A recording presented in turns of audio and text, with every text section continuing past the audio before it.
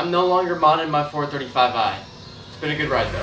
Every time I look at this car, I'm like, holy shit, the amount of money I have spent on it is insane. Literally, me putting in those M seats right there, it actually put me over the $20,000 in mods mark, which I'm just shocked by every single time I think about it. Now look, one of the biggest problems here, mirror caps. They are shattering. The kidney grills as well. These guys are okay, but they tend to fall off like you can see there. It's just, it keeps falling off there. These guys, in great shape. So, getting back to the reason why I'm not modding this car anymore is because I've hit it to where all the other mods that I could do to this car are now very, very expensive. Like the Pure 750 that I was going to go with. And I mean, let me say this to start off. Unless I'm sponsored by a company that is able to give me a huge discount and or just do it for me and put this in, like put the upgrades in, I can't buy anything. I mean, I moved out 3.5 months ago and I gotta watch my budget. I gotta watch my spending. So Pure 750, that's about $4 grand. Gotta get a custom tune, big turbo custom tune. Well, that's gonna run me at probably an extra $1,000, a couple revisions probably too. Now I gotta worry about snapping things, especially low boost or probably 24 pounds of boost and torque and horsepower, right? You could blow the internals of the engine or the engine block itself and then slipping the trans. Like, it's all things that are not what I wanted to worry about. Versus if I were to get something else, I could seriously just do whatever I wanted to that, not go this far, but something still relatable and as cheap, and then not have to worry about the trans or the engine like completely going kaput. So for anyone who doesn't know, my car has the N55 engine in it. The M cars have the S55. The only difference is that one is forged and one is not, which obviously the N55 is not forged. On top of that, the S55 has a closed block. This does not. So long story short, S55 holds power very reliably. N55 doesn't really as reliably, but it can push some power.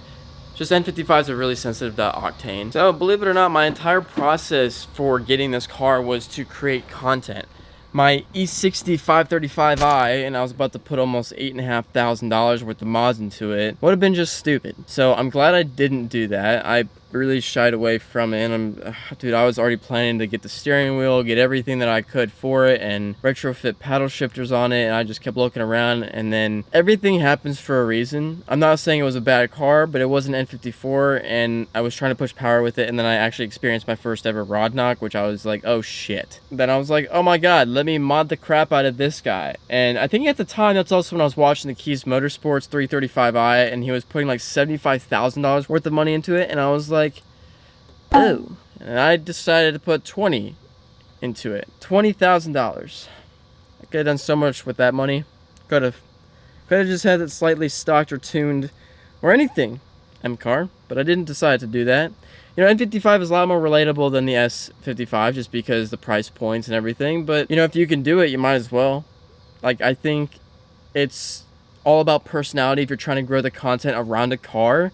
I'm not saying mine's perfect, but I'm getting there. As you can see, it's like I went overboard. I can't do any more mods to it, and I bought a car fully in cash, which isn't really the bad part because it's a depreciating asset no matter what. But because I bought it for so little, I was like, oh, I can do so much to it. And then that's when I went and skipped a beat, and next thing you know, we're here. Versus I could have gotten a more expensive car, maybe not paid it full in cash, or maybe I could have just saved a little bit. And then at that point, I don't know, just barely modded it. However, I will say, at that point, I was in Colorado. In Colorado, there was a lot of bad weather, like hail and ice. And obviously, like, I was not experienced with a rear-wheel drive car. Not to say that I couldn't ever be experienced with it, but I just wasn't. When you apply a kid who doesn't know how to drive a slightly powerful rear-wheel drive sedan or coupe, whatever I may have gone with, we would have probably had a really bad scenario there. And I believe I drove this through its first blizzard in Colorado as well, and that shit was scary because I didn't even have tires on it at that point.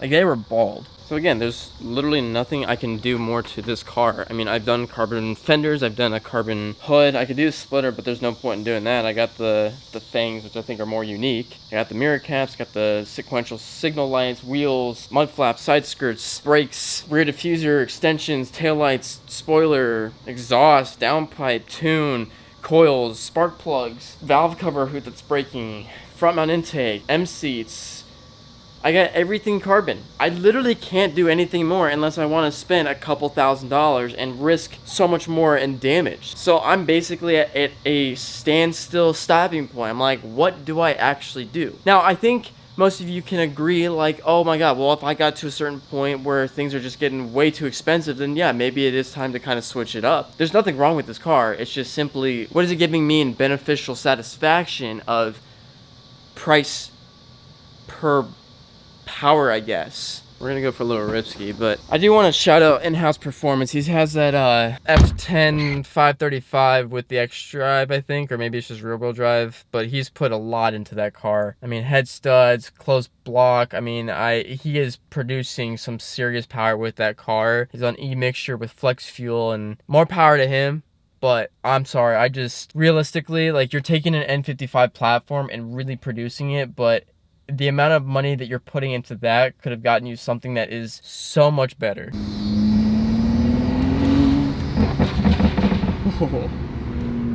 N55, S55 platform, man, the Burbos are just great.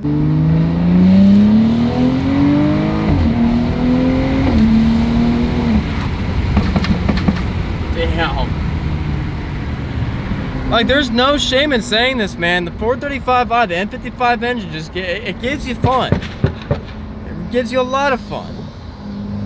I'm an audio person, but I'm also about performance now. Again, I've come to the roadblock of getting the best bang for your buck, and for me to keep on putting several $1,000s worth of mods into this car would just not be it. Now, I have really wanted to do that N55 D-stroke kit by the Foreign Motorsport Company, and this guy, that's so much money, so much labor, so much. Just, there's so many different things that happen. It would sound so unique. Oh my god, there's a dip. Everything about this drive is literally blinding me right now, so I will end this video. Drive safe. Thank you guys for watching. If you understand me, please hit that like button. If you don't, if you want to supposedly see another cookie cutter F80 build, you can screw yourself. Listen, best bang for your buck. What does your money go towards is always the secret of life. How much are you really getting out of it? That's all I care about. Alright? It is cool to be unique, but sometimes you gotta be logical in some sense.